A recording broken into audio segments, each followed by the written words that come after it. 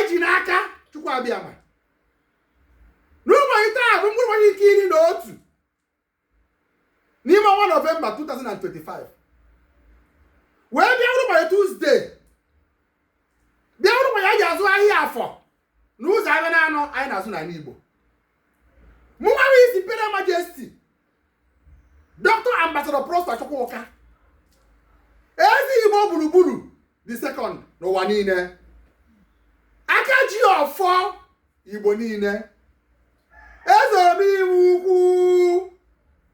ọfụ nkwere ọka Ancient Kingdom Anambra State na gọpụ ọjị n'ụtụtụ wee na-ayọ Chukwu abịama ka inye n'ime ụmụ nwaanyị ndị Igbo na-achọ nwa gị bụ onye enyi Igbo ebe ọ na ị nọ mi nọ Naijiria mi nọ n'obodo oyibo ana m ewepụ anyị na ndụ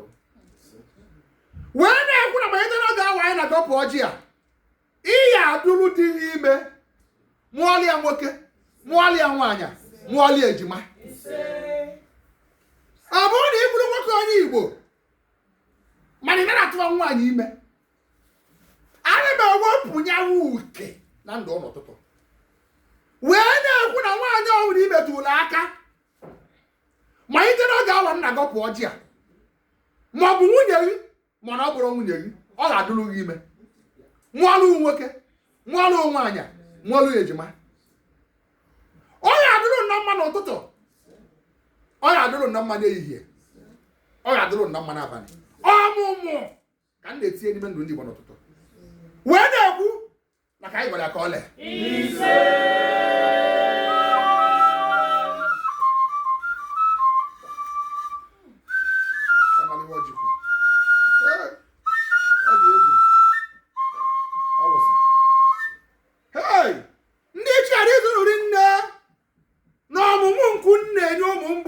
n'ụtụtụ ahụ ya gwara anyị ga n'ụwa ka anyị mụọ ọmụmụ ka anyị baa ụba ọ ibe na-ekwu nke ọnwụ na-adụ mma chimebe ibe anyị chọọ ọwụ ọmụmụ na ụba n'ime ndụ ndị Igbo chipịa m ọkụ apịara anụ ọkụ abụtoo chimụwa ụmụ ọ ibe anyị na-ekwu ka ọṅụ wee zuo oke ụmụ ogiri bịalị m ya bịara nwunye di m ka udo wee chi ya ọ ibe anyị na-ekwu okwu ka ọmụmụ bata n'ime ndụ ụmụ nwoke na ụmụ nwaanyị ndị Igbo n'ụtụtụ anyị ezinụlọ nne na ọnwụ nku na-enye ndị Igbo n'ụtụtụ anyị wee na-ekwu na ọbara Igbo anyị egbu onwe ya ka anyị na-enye ụlọ ọjị ka anyị na-enye ụlọ mmịa n'aba ndị Igbo niile nọ n'ebe eru ọtọtọrọ wee na-ekwu na ajụ anyị mma n'ụtụtụ ehihie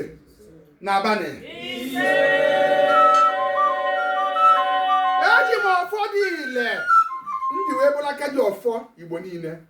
wee na-eme ka ekpere niile anyị kpe n'ụtụtụ dị ile anyị wee na-ekwu na ka anyị gwara ya ka ọ lee